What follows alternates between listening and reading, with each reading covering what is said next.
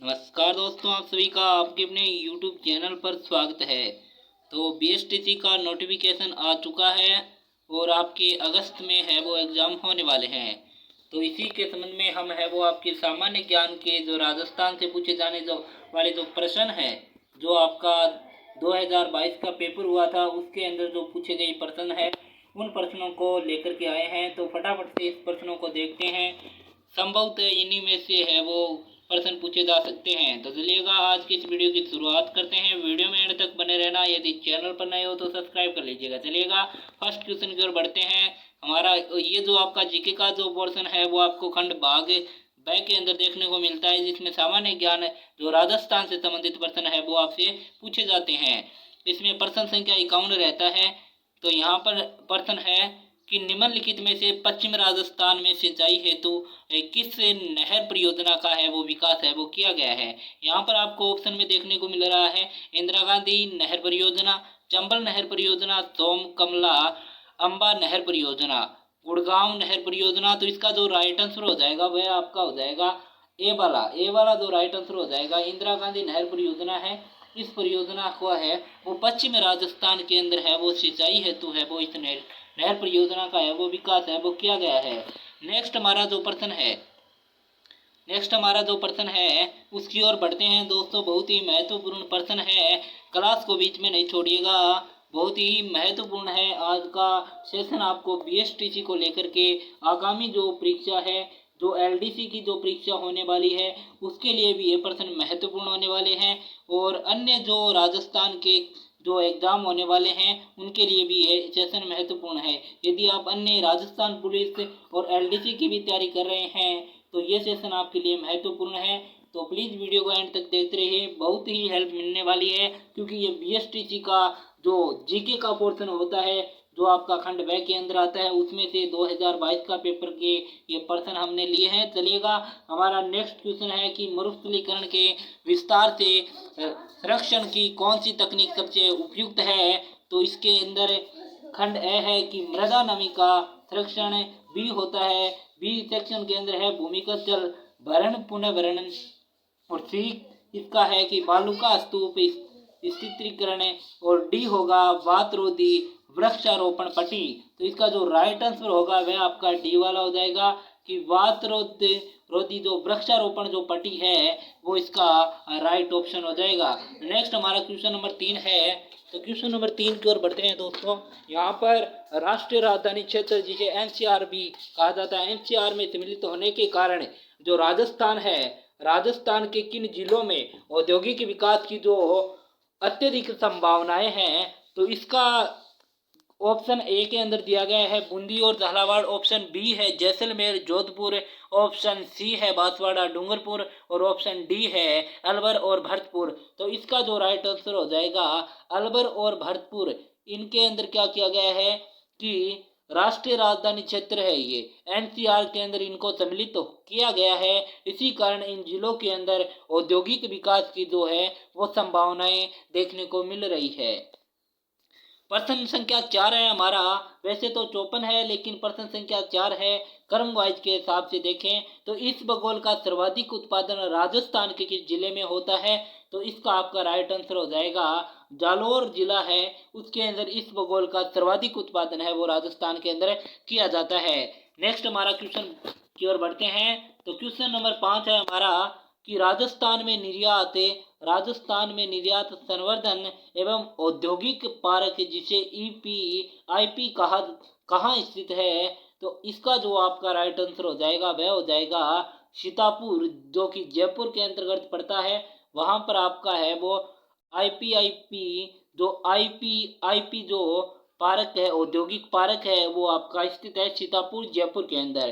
प्रश्न संख्या 6 की ओर बढ़ते हैं दोस्तों। बहुत ही महत्वपूर्ण प्रश्न है ये कि जनगणना 2011 के अनुसार राजस्थान में जनसंख्या वृद्धि दर से संबंधित कौन सा या कौन से कथन सही है। तो इन सभी कथनों को हम पढ़ते हैं। कथन संख्या 1 नंबर जो ए पर दिया है कि सर्वाधिक जनसंख्या वृद्धि दर है बाड़मेर जिले में दर्ज की गई है, बिल्कुल सही कथन है।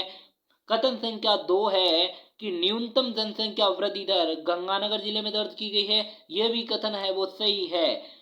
कथन संख्या 3 है कि राज्य की औसत जनसंख्या वृद्धि दर 21.3% दर्ज की गई है, ये भी सही है। और नेक्स्ट कथन है कि उपरोक्त सभी कथन सही है, तो इसका मतलब है ये तीनों कथन ही सही है। प्रश्न संख्या 7 की तरफ बढ़ते हैं दोस्तों।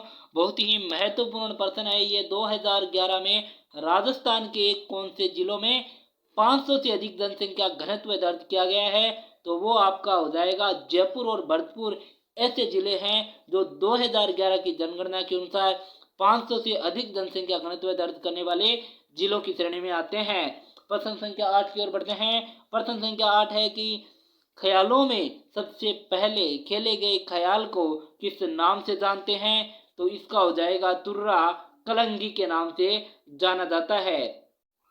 प्रश्न संख्या 9 की ओर देखते हैं। तो प्रश्न संख्या 9 है हमारा कि किस प्रांत के प्रजामंडल ने 1936 ईस्वी में कृष्णा दिवस मनाया? तो इसका राइट ऑप्शन हो जाएगा आपका डी वाला जोधपुर, कि जोधपुर प्रांत के प्रजामंडल ने 1936 ईस्वी में एक कृष्णा दिवस है वो मनाया था। फुलवारी की नाल स्थित है, तो फुलवारी की जो नाल है वो उदयपुर के अंदर स्थित है। उदयपुर के अंदर फुलवारी की नाल है वो स्थित है। प्रश्न संख्या 11 की ओर बढ़ते हैं। यहाँ पर सुमेलित करना है हमको। तो सुमेलित में क्या है कि यहाँ पर एक तरफ दिए गए हैं नदियों के नाम, दूसरी तरफ दिए गए हैं उनके उद्गम स्थल। तो लूनी नदी है, लूनी नदी का उद्गम स्थल है वो नाग पहाड़ियाँ है। लूनी नदी का उद्गम स्थल कौन सा है? नाग पहाड़ियाँ है। और बेड़त नदी का उद्गम स्थल गोगुंदा पहाड़ियाँ है। और सोम नदी का उद्गम स्थल है वो बिछा मेड़ा की पहाड़ियाँ है। और माही नदी का उद्गम स्थल है विंध्याचल पहाड़ियाँ। तो यहाँ पर अपना ऑप्शन देखते हैं कूट में। तो 3 नंबर वाला, फर्स्ट वाला 3 नंबर में आता है, और सेकंड वाला है वो फर्स्ट में आता है, और थर्ड वाला है वो फोर्थ में आता है, और फोर्थ वाला सेकंड में आता है। इससे आपका बी वाला ऑप्शन राइट हो जाएगा। चलिएगा दोस्तों आगे बढ़ते हैं। नेक्स्ट हमारा प्रश्न है कि निम्नलिखित में से कौन से काल की चट्टानों में शीर्षा एवं जस्ता मिलता है? तो इसका राइट ऑप्शन हो जाएगा आर्कियन व प्रोटेरोजाइक। आर्कियन एवं प्रोटेरोजाइक की जो चट्टाने हैं उसके अंदर शीर्षा व जस्ता देखने को मिलता है। मरुस्थल का प्रवेश द्वार किस शहर को कहा जाता है? तो जोधपुर शहर को मरुस्थल का प्रवेश द्वार के नाम से जाना जाता है।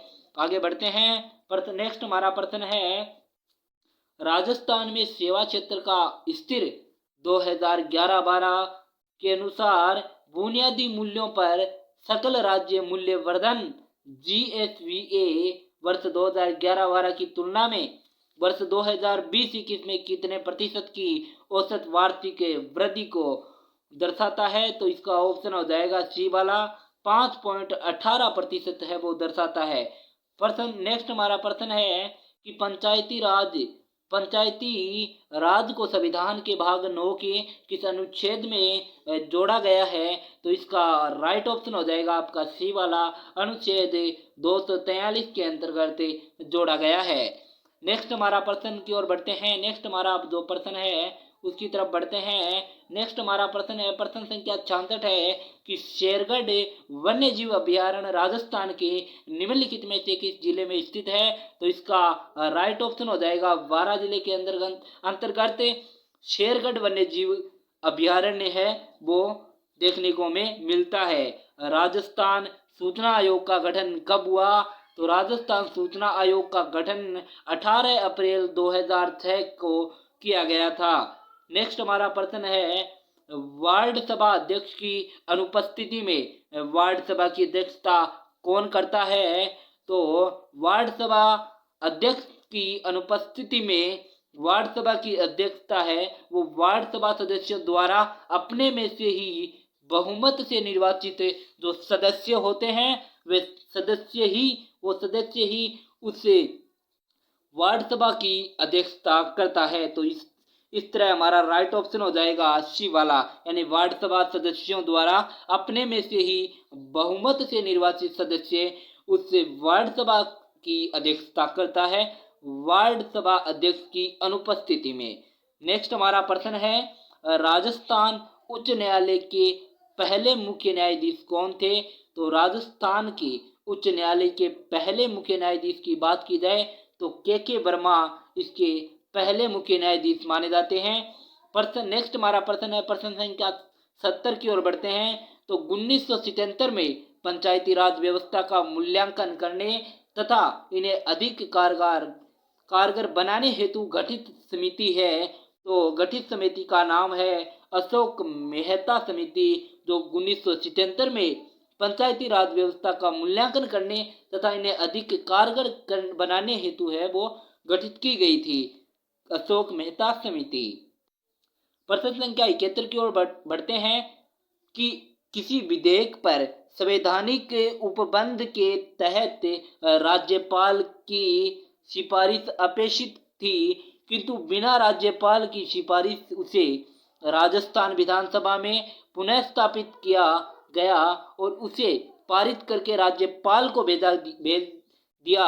अब यानी इसका क्या होगा? तो इसका हो जाएगा आपका कि जहाँ राज्यपाल अनुमति देता है तो वह अधिनियम अविधिमान्य हो जाता है, अविधिमान्य हो जाता है, ठीक है ना। इसलिए आपका राइट ऑप्शन हो जाएगा ए वाला, ए वाला यहाँ पर राइट ऑप्शन हो जाएगा, ठीक है ना। नेक्स्ट प्रश्न की ओर बढ़ते हैं। प्रश्न संख्या 72 दिया गया है सन 1952 के परिसीमन आयोग ने राजस्थान विधानसभा की सदस्य संख्या कितनी निर्धारित की थी? तो उन्होंने की थी 160 सदस्य संख्या निर्धारित की थी। सन 1952 के परिसीमन आयोग ने राजस्थान विधानसभा की सदस्य संख्या 160 निर्धारित की थी। प्रश्न संख्या 73 है कि निम्न में से कौन सी विधानसभा चुनाव में राजस्थान में प्रथम बार वीवीपीएटी का प्रयोग किया गया? तो 15वीं विधानसभा चुनाव में किया गया था। प्रश्न संख्या 74 है कि नागरिक अधिकार पत्रों में निम्नलिखित में से कौन सा बिंदु समाविष्ट होता है?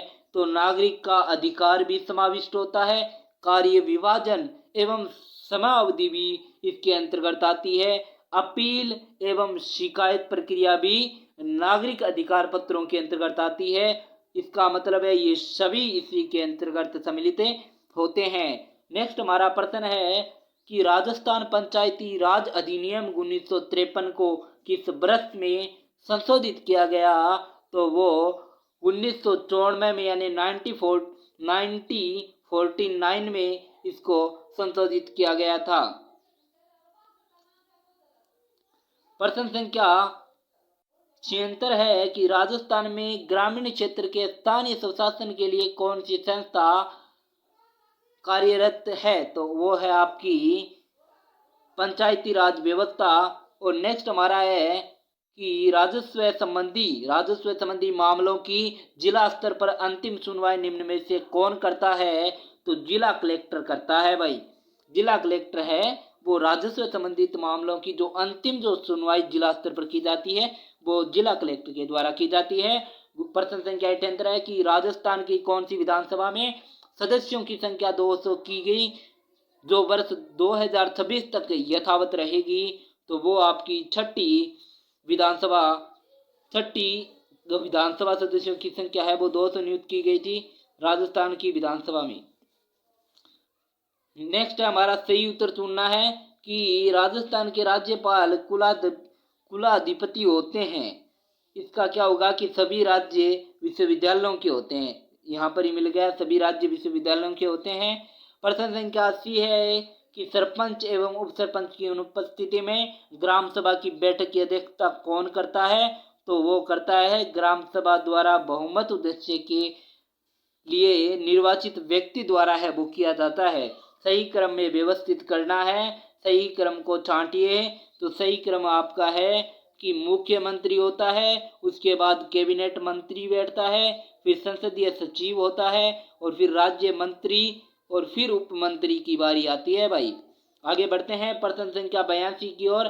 खरीफ और रबी गिरदावरी के दौरान स्थल निरीक्षण करना एवं सत्यापित कर रिपोर्ट करने का दायित्व है। तो किसका है ये दायित्व है? तो ये दायित्व होता है आपका पटवारी का, ये दायित्व होता है भाई।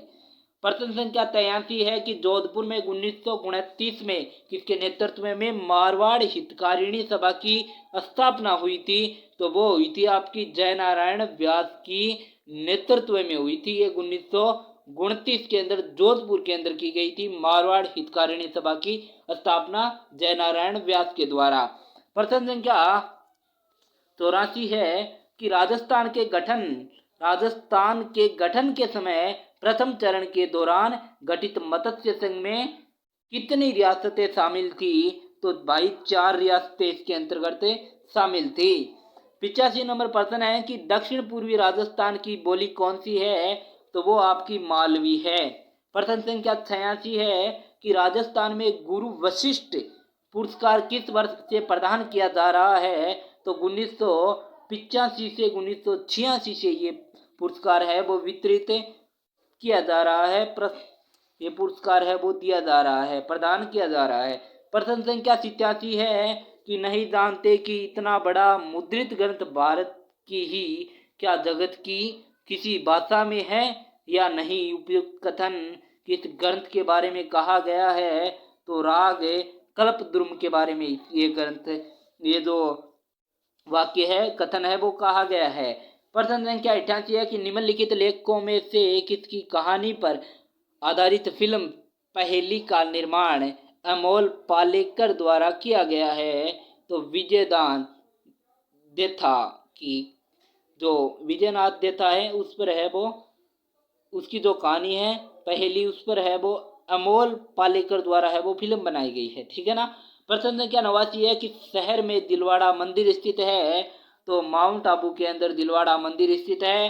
प्रश्न संख्या 90 है कि राज्य मंत्री परिषद के सदस्य व्यक्तिगत रूप से निम्न में से किसके प्रति उत्तरदायी होते हैं? तो दोस्तों इसका राइट ऑप्शन हो जाएगा बी, राज्यपाल के प्रति उत्तरदायी होते हैं। प्रश्न संख्या 91 है कि पोत हांकर सरी आभूषण कहाँ पहना जाता है? तो ये गले के अंदर पहना जाता है दोस्तों। प्रश्न संख्या 92 है कि चित्रकला की किस शैली को प्रकाश में लाने का श्रेय डॉक्टर फयाज अली को जाता है? तो वो हो जाएगा आपका किशनगढ़ शैली है, उस शैली को प्रकाश में लाने का जो श्रेय जाता है वो किशनगढ़ शैली है, उसको प्रकाश में लाने का श्रेय है वो डॉक्टर फयाज अली को जाता है। प्रश्न संख्या 93 है नागौर का भू गांव किसके लिए प्रसिद्ध है? तो वो आपका मिट्टी के खिलौनों के लिए जाना जाता है। प्रश्न संख्या 94 है कि जोधपुर के मेहरानगढ़ दुर्ग का निर्माण किसने करवाया? तो राव जोधा के द्वारा इस किले का, इस दुर्ग का निर्माण करवाया गया था। प्रश्न संख्या 95 की ओर बढ़ते हैं। प्रश्न संख्या 95 है मृत्यु भोज के लिए राजस्थान में निम्नलिखित में से कौन सा नाम है? तो वो आपका हो जाएगा बी वाला मोसर नाम इसके लिए जाना जाता है। प्रश्न संख्या 96 है कि पूरा उत्खनन स्थल बागोर एवं नाडोल क्रमशः किन जिलों में स्थित है? तो सी हो जाएगा भीलवाड़ा एवं पाली के अंदर स्थित है। प्रश्न संख्या 97 है कि निम्नलिखित में से कौन सा ग्रंथ कुंभा द्वारा रचित नहीं है? तो कुंभा द्वारा रचित है संगीत राज भी है, संगीत मीमांसा भी है और सुड प्रबंध भी है, लेकिन सी वाला संगीत स्वपन इसके द्वारा रचित नहीं है। प्रश्न संख्या 98 है कि कौन सा प्रसिद्ध राजस्थानी गीत एक युवती के सौंदर्य का वर्णन करता है? तो वो आपका मूमल गीत करता है। प्रश्न संख्या 99 है राजस्थान में संचालित राष्ट्रीय टिकाऊ खेती मिशन NMSA में केंद्रीय अंश एवं राज्यांश का वित्त पोषण क्रमशः है? तो 60 और 40 हो जाएगा, 60.40 हो जाएगा इसका राइट ऑप्शन, 60.40। और आज का हमारा लास्ट प्रश्न है कि सरपंच के चुनाव में भाग लेते हैं पंचायत क्षेत्र के पंजीकृत मतदाता ही भाग लेते हैं। तो दोस्तों ये थे 2022 के BSTT एग्जाम में आए हुए प्रश्न। उम्मीद करते हैं इन प्रश्नों को देखकर आपको अच्छा लगा होगा और आशा करते हैं इन्हीं में से आपको 2000 का BSTT का 23 में होने वाला जो पेपर है उसके अंदर भी देखने को मिलेगा। तो आज का सेशन आपको कैसा लगा कमेंट के माध्यम से हमें अपने सुझाव जरूर बताएं, और वीडियो अच्छा लगे तो लाइक कर दीजिएगा, अपने दोस्तों के साथ शेयर कीजिएगा। बहुत ही महत्वपूर्ण प्रश्न थे। तो वीडियो अच्छा लगे लाइक कर दीजिएगा, चैनल पर नए हो तो सब्सक्राइब कर दीजिएगा। आज के लिए इतना ही, मिलते हैं गाइस नेक्स्ट वीडियो में तो नए टॉपिक के साथ। तब तक के लिए जय हिंद, जय भारत।